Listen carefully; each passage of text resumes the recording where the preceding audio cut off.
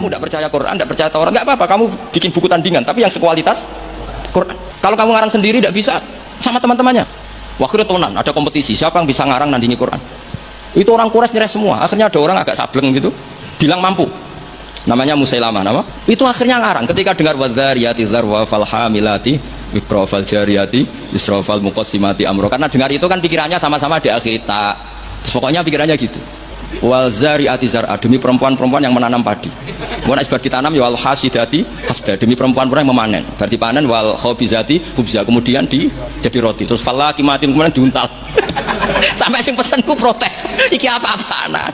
Lah ya kula hadza ila majnun. Sampai sing pesennya kecewa, sing order kecewa. Wah yo ora kasil nek gumuk nyanyi Quran yo ora kasil.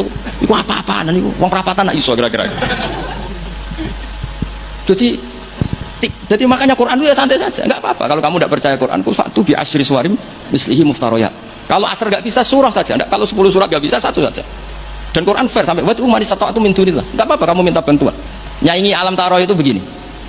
Al-filu mal-fil wa ma adraka mal-fil lahu khurtumun tawil wa dailuhu qasir. Kamu tahu apa itu gajah itu apa? Gajah itu hewan yang khurtumun tawil, punya apa?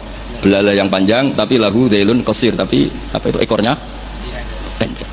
Yang pesan saja kecewa. Lha iku cah cilik ya roh nak gajah. Kok ora mbok sifati pisan nang iduk kowe matek. Bandingkan dengan Quran, alam taro kaifa fa'ala rabbuka. Itu mengandung sejarah. Saya cerita sedikit tentang Ashabul Fil biar kamu tahu kualitas kalimat alam taro, kata alam taro. Abraha itu ahli ekonomi. Ketika ada kafilah besar-besaran datang ke haji, ditanya itu mau kemana? Mereka haji ke Ka'bah. Dia pikirannya berarti Ka'bah itu aset ekonomi karena bisa mendatangkan wisatawan. Akhirnya dekne gawe saingan Ka'bah. Tengene kules ya, teng Son'a lah. Singkat cerita Ka'bah tandingan iki digawe min dzahabin wa fiddatin wa rukhamin, pokoknya dari batu-batu mulia. Karena untuk menandingi Ka'bah sing trimo watu ireng kotak. Sono wong Quraisy gak trimo disingi. Jadi kadang wong ngawur ya penting. Disingi mergo betuwa sing suci disaingi Ka'bah abal-abal. Wareng disingi gak trimo terus dia bersumpah akan merobohkan Ka'bah. Setelah itu terus minta fil terbesar dikirimi sama Raja Najasyi. Kirimi apa gajah, walhasil masuk. Ketika mau masuk di Muhassir, ada yang baca Muhassar, itu Abra ini apa itu fil ini nggak mau masuk. Ketika diarahkan ke Ka'bah itu barokah itu jerum. Kalau dialihkan dari Ka'bah dia lari. Singkat cerita dia mengumumkan bahwa dia datang tidak untuk perang tapi untuk apa? Merobohkan apa? Ka'bah. Tapi mulai dulu di mana-mana invasi itu pasti harus dapat uang, dapat jarahan. Nah yang dijarah itu diantaranya untanya Abdul Muttalib. Ketika sudah dijarah terus si Abraham ini orangnya baik, sosialnya baik, tapi kafir, tapi sosialnya bagus. Dia tanya, man sayyidu hadzal wadi, orang tertua di sini siapa? Sayyiduna Abdul Muttalib. Makanya lagi-lagi Nabi itu harus turunannya orang-orang baik. Muhammad bin Abdullah bin Muttalib itu selain orang baik itu sudah orang tokoh. Setelah Abdul Muttalib datang di perkemahan siapa? Abraham. Itu wibawanya Abdul Muttalib itu menjadikan Abraham nggak berani karena Abdul Muttalib membawa Nur Muhammad sallallahu alaihi.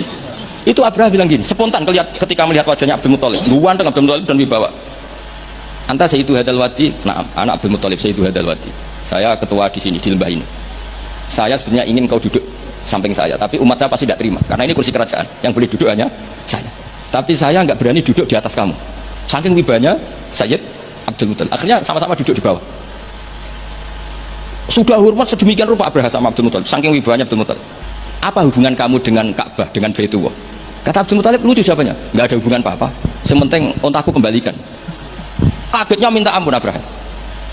Loh, kamu itu sayyidu hadzal wadi, semua orang itu khawatir Ka'bah saya robohkan karena itu adalah dinuhum, itu agama mereka. Kamu yang ketuanya malah tidak peduli. Saya ini yang punya unta itu, ini robuhunna, saya yang punya unta-unta itu.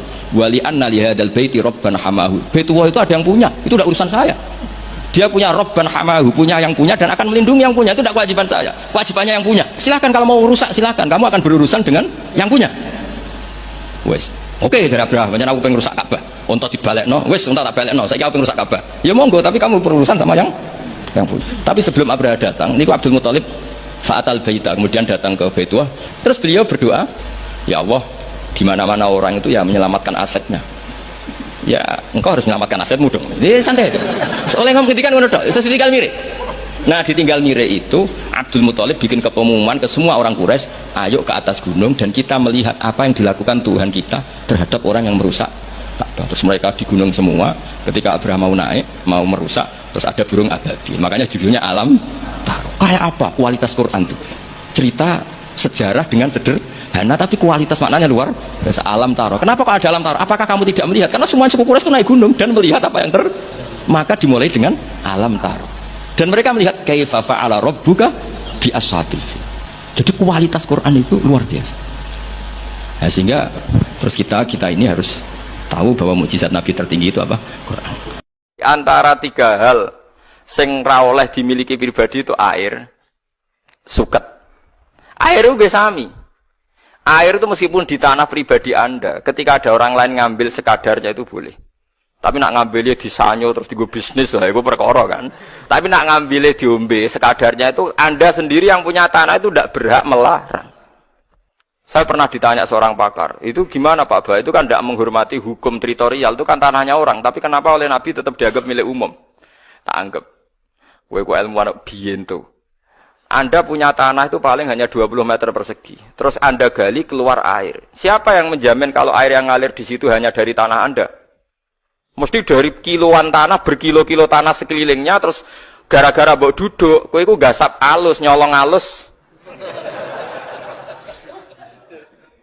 Lho nggih kan sumur pinter-pinteran jero tambah jero kan liyane kegasap kan? Padahal aliran yang dari sana, tanah wong kan? Loh iya kan, Anda hanya punya tanah 10 meter persegi atau 20 meter persegi. Taruh saja, meskipun 1000 meter persegi pun kan tidak ada jaminan kalau mata air ini asli. Hanya dari tanah Anda kan. Mungkin puluhan kilo dari tanah sekelilingnya kan. Nah itu sirine hebati Rasulullah SAW. Beliau mengatakan air itu milik publik. Ya air itu milik apa? Publik. Tapi yo bi qadril hajat.